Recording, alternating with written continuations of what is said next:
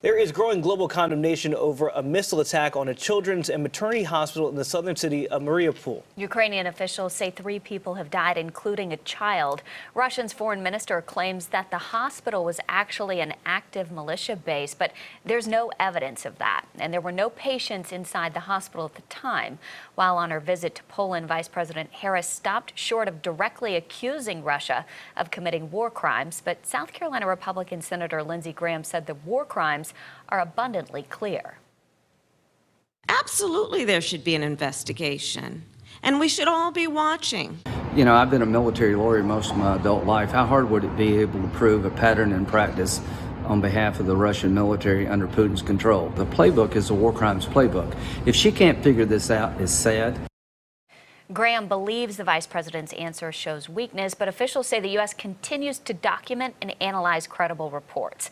A State Department spokesperson says everyone involved should be held accountable.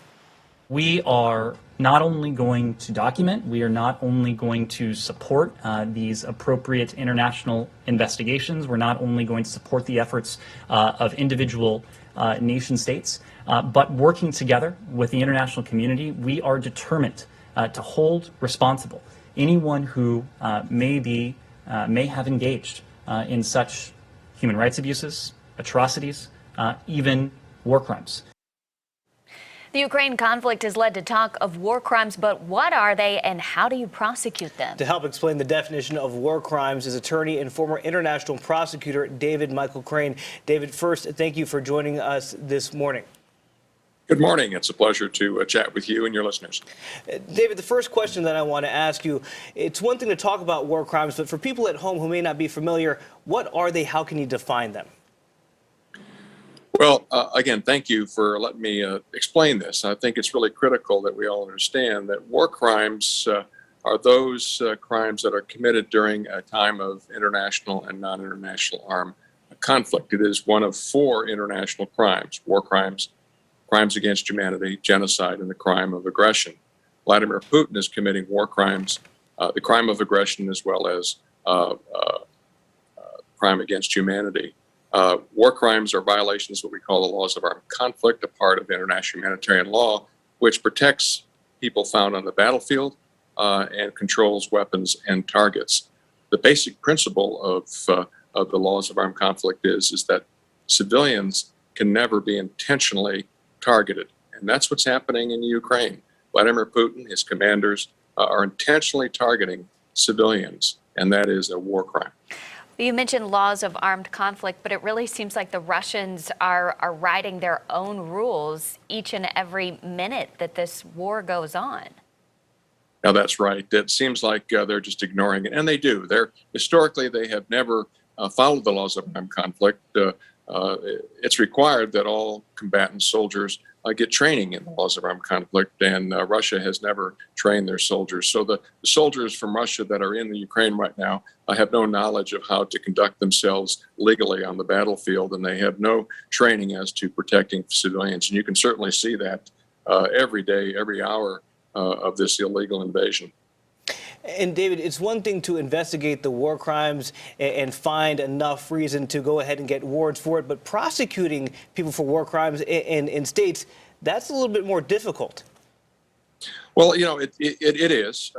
International crimes are mankind's most serious crimes. I've done that as the chief prosecutor of the International War Crimes Tribunal in Sierra Leone. I've prosecuted, in fact, the first sitting head of state in modern era, President Charles Taylor of Liberia, for war crimes that are being committed just like Vladimir Putin in the Ukraine. But we do have the experience, we do have the jurisprudence, the law, as well as the rules of procedure and evidence to hold Vladimir Putin accountable for what he's doing to the people of Ukraine. What's going on behind the scenes right now, collecting evidence, and how are cell phones with videos kind of changing? I would imagine it's different now than when you prosecuted your case.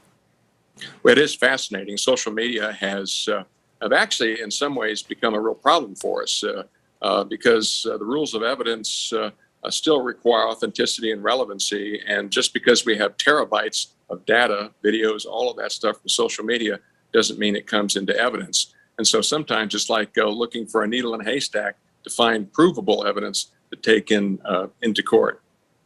Once you have, But there's a lot of to answer your next question, pardon me, but yeah, there's a lot going on in the background. The chief prosecutor of the International Criminal Court has opened a case. I head the Global Accountability Network.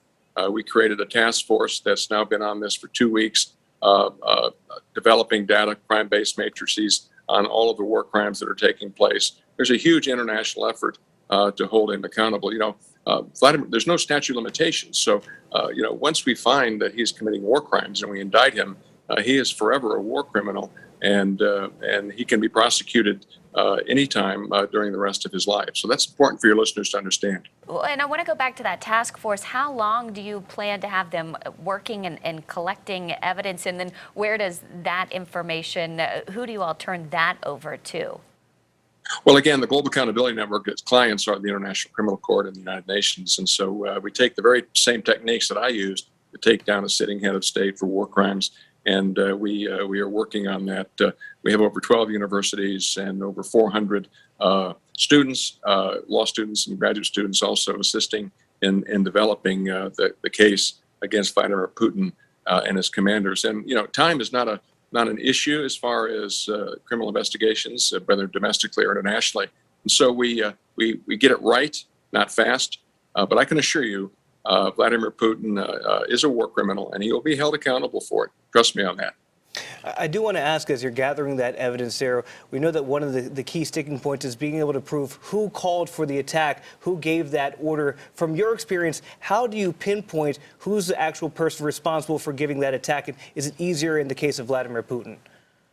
Well, again, heads of state like Vladimir Putin, who are in charge of their military, have command responsibility to ensure that their armies and navies and air forces follow the laws of armed conflict. And if they don't, they're individually criminally responsible for their conduct. So right now, the Russian army and air forces attacking civilians, Vladimir Putin can be held accountable for each and every violation of the laws of armed conflict. So he's individually criminally responsible for the further destruction of the Ukraine.